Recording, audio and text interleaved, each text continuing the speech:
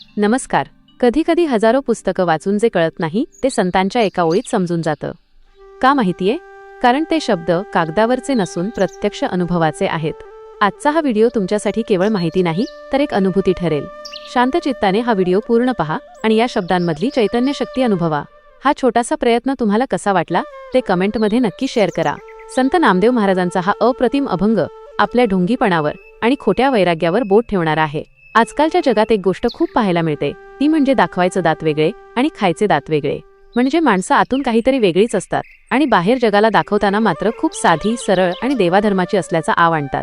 नेमक्या याच विषयावर संत नामदेव महाराजांनी आपल्याला खूप प्रेमाने पण अगदी थेट शब्दांत एक मोलाचा सल्ला दिला आहे. आपण देवाची भक्ती करतो, पण ती कशी असली पाहिजे? देवाचं नाव घेण्यात काय ताकद आहे? हेच आज आपण अगदी सोप्या शब्दांत जाणून घेणार आहोत. हा विचार ऐकल्यानंतर तुमच्या मनाला एक वेगळीच शांतता मिळेल आणि जगण्याकडे बघण्याचा तुमचा दृष्टिकोन बदलेल याची मला खात्री आहे. चला तर मग वळूया आजच्या या सुंदर आणि मार्गदर्शक विचाराकडे आणि जाणून घेऊया या अभंगाचा भावार्थ विश्लेषण, सामाजिक संदेश व नैतिक वास्तविक जीवनातील उदाहरणासह. पहिला चरण, प्रपंच स्वार्थासी साधावया चांग, वैराग्याचे अंग दावीसी जना. भावार्थ व विश्लेषण. महाराज म्हणतात की माणसाने स्वतःच्या स्वार्थासाठी आणि संसारातील भौतिक गोष्टी मिळवण्यासाठी वरवरचा चांगला आव आणला आहे. लोकांना दाखवण्यासाठी तो वैराग्याचा आव आणतो, जणू काही त्याला कशाचीच हाव नाही. पण मंडळी, मनात मात्र वासना आणि स्वार्थाचा बाजार भरलेला असतो. लोकांमध्ये मान सन्मान मिळावा म्हणून हा जो खोटा साळसूदपणा आपण दाखवतो, त्यावर नामदेव महाराजांनी इथे पहिला प्रहार केला आहे. सामाजिक संदेश आणि नैतिक धडा. समाजात स्वतःचा स्वार्थ साधण्यासाठी किंवा स्वतःची खोटी प्रतिष्ठा मिळवण्यासाठी साधुत्वाचा, चांगुलपणाचा किंवा त्यागाचा खोटा मुखवटा घालू नका. संतांना त्याकाळी समाजाला हाच धडा द्यायचा होता की तुमचे वर्तन आतून आणि बाहेरून एकसारखे म्हणजे प्रामाणिक असावे. ढोंगीपणाने तुम्ही लोकांना काही काळ फसवू शकाल, पण स्वतःच्या आत्म्याला फसवू शकत नाही.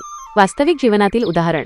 आजच्या काळात आपण पाहतो की काही लोक सोशल मीडियावर गरिबांना अन्न वाटताना किंवा मदत करतानाचे मोठे मोठे फोटो टाकतात. त्यांचा हेतू खरोखर मदत करण्याचा नसतो, तर समाजात स्वतःची एक दानी व्यक्ती अशी प्रतिमा तयार करून स्वतःचा कोणता तरी छुपा व्यावसायिक किंवा राजकीय स्वार्थ साधायचा असतो. हाच तो वैराग्याचा किंवा चांगुलपणाचा खोटा देखावा आहे. दुसरा चरण, अनुताप नित्य नाही कदाकाळीन. मग संचिताची होळी कैसी होय.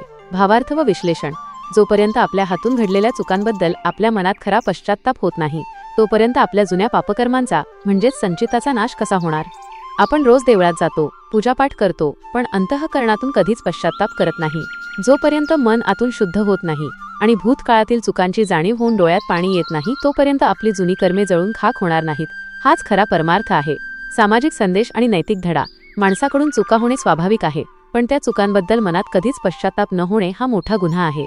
संतांनी शिकवले की जोपर्यंत तुम्ही स्वतःच्या चुका मान्य करत नाही आणि त्याबद्दल मनातून हळहळत नाही, तोपर्यंत तुमच्या जुन्या वाईट कर्मांचा म्हणजेच तुमच्यातील नकारात्मकतेचा नाश होऊ शकत नाही. प्रगतीसाठी आत्मपरीक्षण आणि पश्चात्ताप अत्यंत गरजेचे आहेत. वास्तविक जीवनातील उदाहरण. समजा एखाद्या व्यक्तीने रागाच्या भरात किंवा गर्वापोटी आपल्या मित्राचा किंवा घरातल्यांचा जाहीर अपमान केला. त्यानंतरही जर त्या व्यक्तीला आपल्या वागण्याची अजिबात लाज वाटली नाही किंवा पश्चात्ताप झाला नाही, तर ती व्यक्ती कधीच सुधारू शकत नाही. उलट मनातून पश्चात्ताप झाला की माणूस माफी मागतो आणि तिथूनच त्याचे नातेसंबंध पुन्हा सुधारू लागतात. तिसरा चरण, पवित्र ते वाचा कांद्रे गमाविसी. रामनाम न म्हणसी अरे मुढा. भावार्थ व विश्लेषण. भगवंताने आपल्याला दिलेली ही जी जीभ आहे, ही जी वाणी आहे, ती अत्यंत पवित्र आहे. पण आपण या पवित्र वाणीचा वापर करून दिवसभर लोकांची निंदा करतो, खोटं बोलतो आणि आपली ऊर्जा वाया घालवतो. महाराज आपल्याला प्रेमाने आणि हक्काने ओरडून सांगतात की अरे माणसा, तू इतका मूर्ख का झाला आहेस? या पवित्र वाणीने तू त्या परमेश्वराचे, रामाचे नाव का घेत नाहीस? जे नाम फुकट आहे आणि जे घेतल्याने जीवनाचे कल्याण होणार आहे, ते सोडून तू व्यर्थ बडबड का करत आहेस? सामाजिक संदेश आणि नैतिक धडा. देवाने माणसाला दिलेली जीभ किंवा वाचा ही खूप पवित्र आणि शक्तिशाली आहे. तिचा वापर कोणावर टीका करण्यासाठी, शिवीगाळ करण्यासाठी किंवा निरर्थक गप्पा मारण्यासाठी करून ती वाया घालवू नका. संतांनी यातून हा नैतिक धडा दिला की आपल्या वाणीतून नेहमी समाज कल्याण साधणारे, पवित्र आणि देवाचे नाव घेणारे शब्द बाहेर पडले पाहिजेत. वास्तविक जीवनातील उदाहरण. आजकाल आपण इंटरनेटवर किंवा सार्वजनिक ठिकाणी पाहतो की लोक किरकोळ कारणांवरून एकमेकांना अत्यंत घाणेरड्या भाषेत ट्रोल करतात, शिवीगाळ करतात. आपली सुंदर भाषा आपण दुसऱ्याला दुखावण्यासाठी वापरतो. याऐवजी आपण जर त्याच भाषेतून एखाद्या निराश झालेल्या व्यक्तीला धीर दिला, कोणाचे कौतुक केले किंवा शांत मनाने नामस्मरण केले, तर आपल्या वाणीचे पवित्रे टिकून राहते.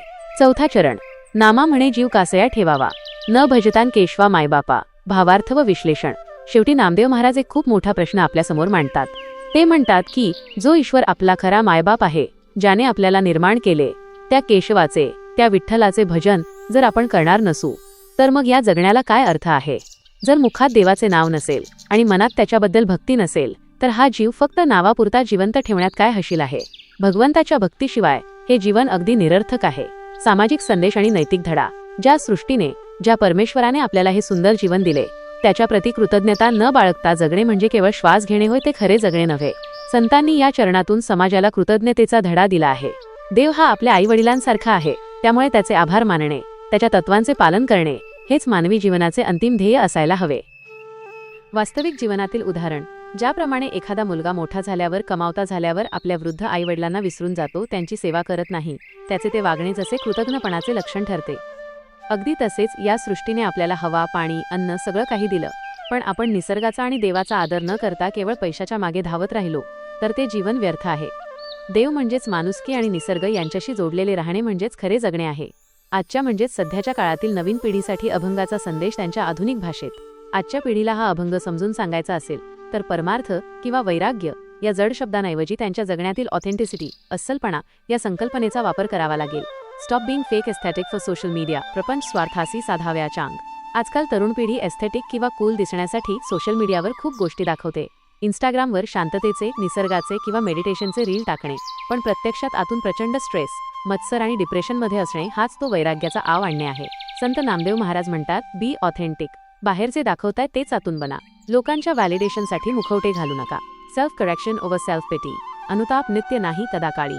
आजची पिढी मेंटल हेल्थ बद्दल बोलते, जे चांगले आहे, पण अनेकदा चुका झाल्यावर तरुण पिढी विक्टिम कार्ड खेळते किंवा सेल्फ पिटी, स्वतःचीच कीव करण्यामध्ये अडकते. महाराज म्हणतात, पश्चात्ताप, अनुताप हा स्वतःला दोष देण्यासाठी नसून सेल्फ करेक्शन, स्वतःला सुधारण्यासाठी हवा. जोपर्यंत तुम्ही तुमच्या चुका प्रामाणिकपणे स्वीकारून त्या बदलण्याचा प्रयत्न करत नाही तोपर्यंत तुमचे पास्ट बॅगेज संचित संपणार नाही. Digital detox and mindful speech. पवित्रते वाचा कार्य गमावसी. आजच्या काळात वाचा गमावणे म्हणजे सोशल मीडियावर ट्रोलिंग करणे, कमेंट्समध्ये शिवीगाळ करणे किंवा दिवसभर रील्स स्क्रोल करत राहणे. नामदेव महाराज या पिढीला माइंडफुलनेस शिकवत आहेत. जी ऊर्जा तुम्ही नकारात्मकतेत घालवत आहात ती रामनाम म्हणजेच पॉझिटिव्ह ॲफर्मेशन्स आणि चांगल्या विचारांमध्ये का लावत नाही? एनर्जी योग्य ठिकाणी चॅनलाइज करा. Find your ultimate purpose. नामा म्हणे जीव कास्या ठेवावा. नवा तरुण सतत पर्पज ऑफ लाईफ शोधत असतो. पॅकेज, करिअर, जोडीदार या सगळ्यातून शेवटी एक रिकामे पण एम्प्टीनेस जाणवते. महाराज सांगतात की विश्वाच्या मूळ ऊर्जेशी, केशवाशी कनेक्ट होणे, कृतज्ञता, ग्रॅटिट्यूड बाळगणे हाच जीवनाचा अंतिम हेतू आहे. ज्याने निर्माण केले त्याच्याशी नाते जोडले तरच हे जीवन जगण्याला अर्थ आहे. संत नामदेव महाराजांचा हा अभंग आजच्या पिढीला इन्स्टा लाईफ सोडून रिअल लाईफ जगा आणि आतून प्युअर व्हा असा थेट आणि प्रॅक्टिकल संदेश देतो. हा अभंग पोथीमधील नसून स्वतःच्या मनाचे ऑडिट करण्याचा एक जिवंत फॉर्म्युला आहे. धन्यवाद. संत नामदेव महाराज आपल्याला बाह्य स्वरूपाचे ढोंग सोडून मनातून शुद्ध व्हायला सांगत आहेत. देव तुमच्या कपड्यांवर किंवा वरवरच्या सोंगावर नाही तर तुमच्या अंतःकरणातील शुद्धतेवर आणि नामास्मरणावर प्रसन्न होतो. डोळे मिटले की समोर पांडुरंग दिसावा आणि डोळे उघडले की माणसात देव दिसावा हीच संतांची पुण्याई. भावार्थ. संतवाणीच्या या परिवारात सामील झाल्याबद्दल आभार. तुमचं प्रेम असं होतं की वाटतं हा विचार जगाच्या कोपऱ्या कोपऱ्यात पोहोचावा. कमेंटमध्ये विठ्ठल नामस्मरण करायला विसरू नका. पुंडलिक वरदा हरी विठ्ठल. श्री ज्ञानदेव तुकाराम. पंढरीनाथ महाराज की जय.